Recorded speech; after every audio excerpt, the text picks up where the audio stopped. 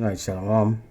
First, want to give all praises, all the glory and honor to Yahweh, Bashim Yahushai, double honors to the apostles and elders, great millstone, the rule world, that taught us truth. Blessings to the elect, the nation Israel, who are scattered worldwide, who are predestined to be saved. It's Brother Yakel, coming with a very short lesson, and Lord willing, you brothers and a few sisters will be edified. And we're going to kick it off. We're talking about, because some of the last videos did, basically was on Ezekiel 38, and that chapter, Ezekiel 38, alright, goes into World War 3, alright? It goes into that, and basically, let's get it here. Okay,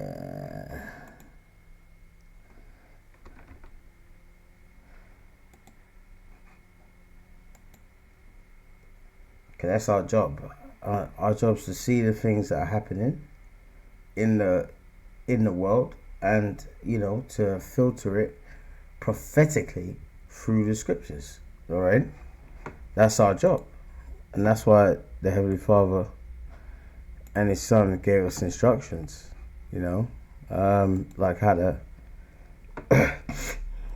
not been so well lately, and an old friend of mine, he just literally, I couldn't go to camp or anything like that. I was really effed up, excuse my language, and I just had this knock on the on the door, not on my door, on my window. I was like, who the hell is this?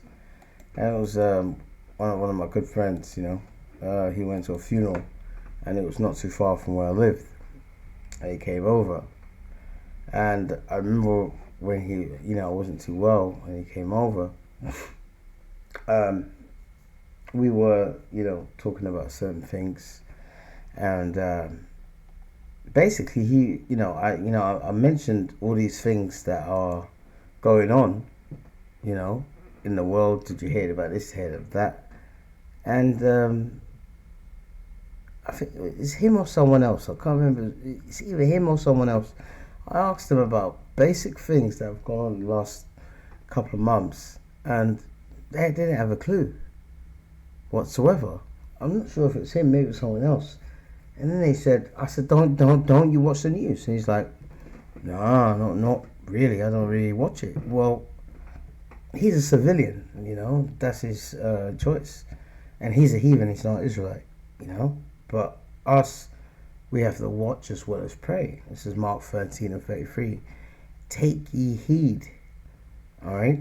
Take ye heed. So what does heed mean? Heed means what? To pay attention. All right? To take notice of. So to heed is to take notice of something. All right? So the Lord is saying, take ye heed, watch and pray. So watch for what? The prophecies. Watch for what? For Father Christmas to come down your chimney, to give you a present, to see if you've been naughty or nice. No, watch for the prophecies, man. Watch and pray, for ye know not when the time is, the time when these prophecies will be fulfilled. So that's one of the things that we have to do. All right, and that's a commandment. Okay, so us in His truth. I mean, for my friend, it's different. He's not in His truth, and he's a heathen. But for us, we have to watch as well as pray. All right. Now, as I said, the last video I did was on Ezekiel 38. All of it, the whole chapter, did breakdowns on that. So you can go on the channel and watch that. But that goes into, and that's why it's great to have visual aids when you're doing these videos and lessons. All right, they're very important, And one of the things I used in that breakdown was a map, and this is the best one, and this is the most accurate one. All right, most accurate one that I can see. This one is a bit more clear, but it's clearer. But Goma, all right, should be here. This is where Turkey is, all right, and all these are ancient names, and these are written in Ezekiel 38, all right, and it goes into a land invasion of our homeland, of Israel. Now is that on the cards? Well, let's see. All right, let's see what's been happening recently. That is on the cards, and the Lord is orchestrating it, man. All right, remember that. All right, Exodus 15:3. The Lord is a man of war. Now we're gonna play this clip and another clip. Stop it in between sometimes. All right, because Hezbollah's leader, Israel, assassinated him. Made no bones about it. Hassan Nasrallah, all right, who was one of the leaders in the Hezbollah, which is a resistance group. They were formed when Israel invaded Lebanon in the 80s. All right, if they didn't go in there, Hezbollah would not exist. The same with Hamas. And listen, I'm not advocates for any of these people. All of them are heathens. They're Arabs. They hate our people. And them Edomites, because that's what these people in our homeland are. They're Edomites, but they're the head tribe of the Edomites. They are the Amalekites. All right, Amalek. Okay. So let's watch this and we'll come back. Short time ago, Iran launched 181 ballistic missiles at Israel, and yeah, and they did that because you killed the leader of Hamas when he was in Iran. Can you imagine? The Iranian president, the new Iranian president, had an inauguration, and the leader of Hamas went there, and they killed him on foreign soil, not on their soil, on foreign soil. They put him to death. Now they've done Nasser Nasrallah. They've done other people that have been in Lebanon who are basically not even Lebanese. People who are from Iran. Because Iran has got good relationships with Lebanon, with Syria, etc. And Hezbollah and Syria are okay, because when the Syrian had their uprising with ISIS and all that stuff, apparently Hezbollah fighters was helping them. All right, so this is a retaliation, and that's what I don't like about this West. That's why the West is going to be dealt a great big blow and be totally destroyed when its Civil War comes. I've been talking about World War III for a long time, and I don't want to make predictions because the predictions always come true. We're not going to make, but they are very close to global catastrophe. We have a non-existent president and a non-existent vice president. That's right. Who should be in charge, but nobody knows what's going on. All them rockets, in man. northern Israel, it was clear this attack was different. Bang! You see that? You see that? Target. This is tough now. Right now in October, world seems like it's falling apart. Yeah, it's not just this, it's the longshoremen, it's the economy, everything's going on. Okay, to that point, an escalation that draws the U.S. in, might that be an issue where we could see the U.S. going after Iran's nuclear program? We know that has been a thorn in the Biden administration's side for some time now.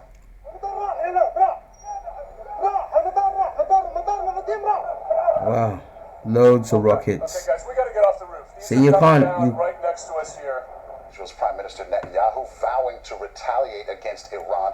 Yeah, but hang on. I thought they're the chosen people, the special people that have come back into their homeland. All right. What happened to turning the other cheek? And all the other scriptures that they like to bring out when it comes to us. When it comes to us, and we've been hurt by our enemies. Oh, turn the other cheek. Don't do this. Don't fight back. But when it's them, we're gonna hit back and hit back harder. The hypocrisy is tremendous, man. Okay, but them Amalekites are key in prophecy. Right? I'm going to show you that in this Third World War. For the attack? But Israel has not had an attack like this from Iran in its history. And the mood of defiance there you heard from Benjamin Netanyahu suggests that Israel is going to respond with force. It's another incredibly dangerous moment in a conflict now which has lasted almost exactly a year and is spreading across the Middle East. Iran says it was in retaliation for the assassinations of the leaders of Hezbollah and Hamas in recent weeks. And as Israeli air defenses were fending off the missile attack, a shooting on the ground in Tel Aviv has left 8 people dead and 9 people wounded. At least one shooter reportedly got off of mass transit and opened fire using a semi-automatic rifle. The United States played an active role in Israel's defense. The country says 90% of those missiles hit their targets, the U.S. confirming our forces helped to defend against the attack. And again, this is significant because it is the first time, according to Iranian state television, that the Iranians used the Fatah-4 hypersonic ballistic missile. Back in April, when Iran attacked Israel, they didn't use hypersonic ballistic missiles of this caliber, the latest that they have in their arsenal. The military says that there have been other strikes, but as far as we know, in a very sad irony, the only person killed was a Palestinian from Gaza who happened to be in the West Bank, and we're not really sure how he died, but certainly the amount of shrapnel flying around was lethal. And we'll have more details on that tomorrow. Yeah, and basically, who knows if that's true? When you hear these Western news reports, just take it with a pinch of salt, man. Don't believe anything that they say. You know, they don't condemn. They loaded up pages. Pages that people use. Hezbollah used them and other people in Lebanon, and they booby trapped them and blew them up. People lost hands, eyes. People died. You know, you do these things, but you don't expect a response. You gotta be out of your mind. Oh, so they can do all of this stuff, but when we retaliate, don't, you can't retaliate. See, that's the hypocrisy of this devil, man. Okay, Liz Palmer, thank you for that account. We can feel the tension in your accounting there. Let's just listening to what's happening in Jerusalem right now. Yeah, it's raining. Yeah, it's raining fire, man. Get used to that, man.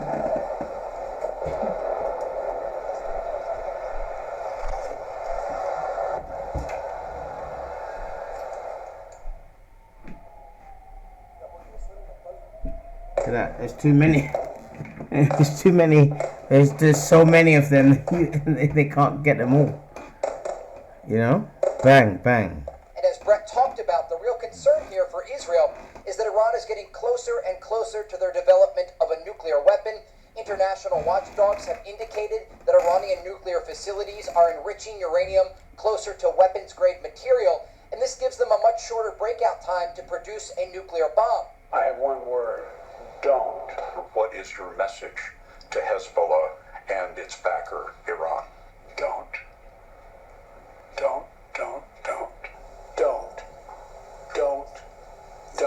And what's the message to Iran? Don't. And Israel may be now launching a limited operation into Lebanon. Are you aware of that? Are you comfortable with their plans? I'm more aware than you might know, and I'm comfortable with them stopping. Look, Sandra, people need to go back and listen to what Benjamin Netanyahu said just last week with the UN General Assembly. He talked about it in biblical terms when he talked about Iran, and he talked about Moses, and he talked about appeasement, and that appeasement must end. He was talking about Iran. The United States has an opportunity to really leverage this and bring some type of peace to the region, and also work in concert with other allies in the region, with the Saudis as well. But this is on Israel, and that's the reason why I'm saying we shouldn't let them fight alone, because the question is, when does it end? And that's the reason I keep going back to what Netanyahu said. He has said it repeatedly. He looks at this in biblical fashion, that this is a fight to the end, and this is a fight between good and evil, and this is a fight to the finish. And we should acknowledge that. Sometimes we don't. Sometimes we talk in diplo speak, and we think, okay, well, this is going to be okay. We need to have a ceasefire. No, that's not going to happen. This is actually going to be a fight to the finish between good and evil. We are looking at pictures right Out of your mind, good and evil. It's a fight between evil and evil. None of these heathen nations are righteous, alright? Alright? But you heard what he said about America. And you saw Joe Biden, don't. And his insignificant vice president, Kamala Harris. Alright? He said, don't. Now, they're not listening, alright, to Joe Biden. They're not listening. They're doing their own thing. You know, but America's backing them up. Well, guess what? That's in the scriptures, man. All right? And there's a point I want to make, because these people that are in our homeland, all right, they're in the Bible, man. All right? Okay? Zechariah 9:6. And the bastard shall dwell in Ashdod. And Ashdod is where? It's a seaport in Tel Aviv, man. Alright, it's around there. Okay? I showed that in the Ezekiel 38 breakdown, but if you put Ashdod, alright, Ashdod, and put search, see, it's a sea in Israel, and it's near the coast. Alright? Alright, a bastard, and a bastard is what? An illegitimate child, because they're not the people of the Bible. We are. Alright? So they're in our land. Now, the reason why I showed you that clip, because things are hotting up. But in the Bible, in prophecy, it makes it quite clear, alright, what is going to happen in this Third World War. So keep your eyes tuned. And also, it said watch and pray as well. Mark 13:33. Pray, man. Don't think that, okay, what's happening is all the way over there, and I'm in America, or I'm in UK, so I'm safe. No. The countries that we are in, all right, the countries that we are in right now, and we are under captivity, all right, they are basically pummeling that whole region, that whole region here, the Middle East, all right. They're destroying it. They've been doing it for a very long time. That's gonna put a stop to it. All right, but Israel is uncontrollable right now. But that's what the Lord wants. Okay, that's what the Lord wants, man. All right, and basically, what's gonna happen is, America, all right, is gonna be drawn into this Third World War reluctantly. All right, this is Jeremiah 50:45. Therefore, hear ye the counsel of the Lord. And that's Yahweh, always in caps, is Yahweh. Alright, that he hath taken against Babylon. Alright, now which Babylon is talking about? Is he talking about the ancient Babylon? Alright, let's continue. And his purposes that he hath purposed against the land of the Chaldeans, surely, alright, and back then you had the Babylonian Empire. Alright, now, this is a future prophecy, and we know that America is called Babylon the Great. So this particular scripture here is talking about future prophecy. All right, okay. It's not talking about ancient Babylon. It's talking about the Babylon we have today, Babylon the Great, which is America. All right, and in ancient Babylon they had advisors and all this stuff, who were advising the Babylonian kings and so forth. All right, that's what's happening now behind closed doors. They have their Pentagon, they have their Council for Foreign Nations, all those things. All right, and so the Lord said he have taken up against. So the Lord is against Babylon, all right, which is America, and his purposes, which he purposed against the land of the Chaldeans.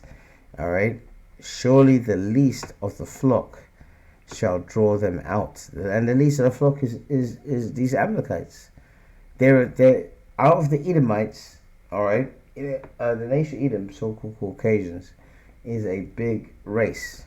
It's a massive nationality. It's a massive race. Nation or nationality means race, basically, but they are a subgroup of the Edomites, which is the Amalekites. All right. So they and you look at their numbers around the world, they're smaller. So the least of the flock is what? Israel. All right, and it will draw who? America, Babylon the Great, into this third world war. All right, surely he shall make their habitation desolate with them. All right, desolate with them. And what's going to do that? Those missiles, man. All right. So if you want to go and watch Ezekiel 38, I did the whole breakdown. It's in a few parts in the videos to get more edification. Please do. Because I think it was quite good, and it will edify you. But our homeland is going to be the center of that third world war. All right, it's going to take a lot of damage, but America is going to be just totally wiped off the map. All right, verse 46. At the noise of the taking of Babylon, the earth is moved, and the cry is heard among the nation.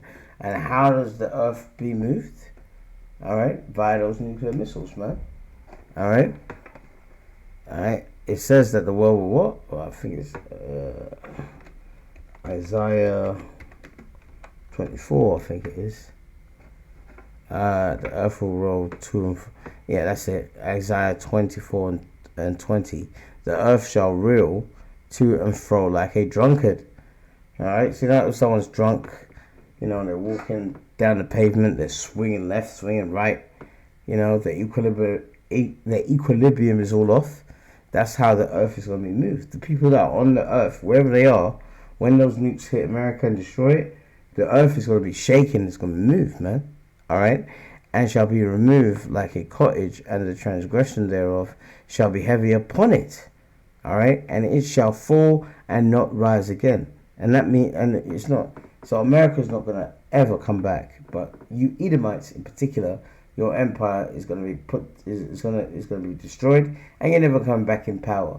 Your deadly wound won't be healed this time, like it says in Revelations 20. You've had your chance, man. You've had 3 bites of the cherry, and every time you've come in, the Greeks, the Romans, now today, America, NATO, the EU, you've become more wickeder, and wickeder, man. All right, it just they just can't. Like that film, what's it called, Life. They had that guy, the black guy, and they called him Can't Get Right because he doesn't talk. Well, that's you Edomites, man. You can't get right, man, because the Lord is programming you to be the wicked. All right. So the earth is the least of the flock is these Amalekites, and they're gonna draw America, kicking and screaming, into this third world war. Now, this scripture that's on the screen right here, all right, when we're gonna read it, Revelations 12 and 16, is very important because, as I said, this map here shows you, all right, that all roads, just like Ezekiel 38 shows you, in the Third World War, will lead to. Remember, it's going to be a world war, so the wars going on everywhere else, but the epicenter of it is going to be in our homeland. All right, in our homeland. So just remember that, man. All right, remember that.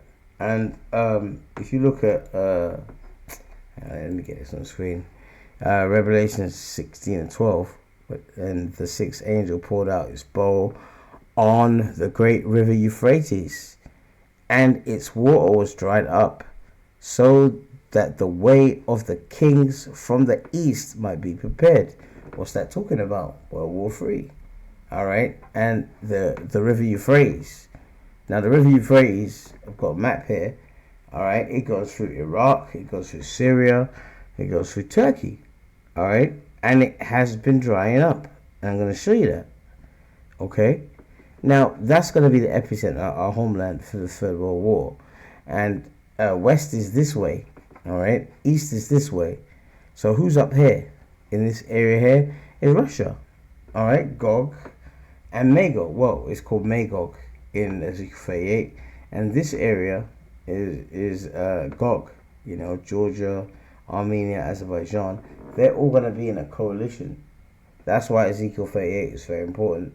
All right, and come together with the Russians, and they're going to go to the land of Israel to fight this Third World War.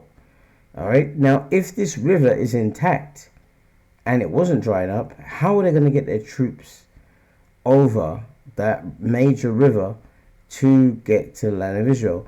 That would be an obstacle. But the Lord said it will dry up. As it says in Revelation 16:12. The Lord's going to dry up. And has it been drying up? Yes, it has. Alright? It has. Alright? No, let's watch this. I think this was it. Or in other translations, the way of the kings of the rising of the sun might be prepared. Did you catch that? The Bible says that when this natural barrier, when the Euphrates dries up, an army, the kings of the rising of the sun, will begin marching. Now, I'm not going to tell you which country I think it is, just in case I'm wrong, but let me give you a clue. Which country is from the east, and which country, as I read this Bible verse, here's the big clue, which country has the manpower to source an army this large? The Bible says... There you go. Alright. So you can see. Now, let's try and Google. Is a river Euphrates. Is a river Euphrates dried up? Alright. And yes, it is. It's dried up. You see? And here's an image of it. Alright, it's drying up. You know, look how it was before, and look at it now. Alright, and this is from 2 years ago. It's even worse now. Alright, and let's go to some articles here. Alright, is the river Euphrates drying up? Alright, when will the river Euphrates dry up? Levels are dangerously low, and the concern is that the river will dry up completely by 2040. Alright, and this is from this year, this article, and it has been drying up. Alright, that the Lord is doing that so to prepare for this third world war. Alright, so the more the nation, the more these Amalekites in the homeland push and do these things, assassination and so forth, it's forcing America's hand, and that is a prophecy in the Bible. That's why America sent air carriers into the Mediterranean, this, that, and the other, blah, blah, blah, to stop anyone else from getting involved in this conflict. Okay? So America and NATO and the EU, they always say, oh, you know, we support their right to defend themselves. Okay? So they're clearly on the same page. Alright? But that's for now. They're on the same page. So reluctantly, America's going to be drawn in this war. And who's going to draw them into it? Alright? The Amalekites, who are in our homeland today. Alright? So, listen. It's just a short lesson. Keep watching and keep praying, man. Alright? So, I pray you were edified. Until the next one.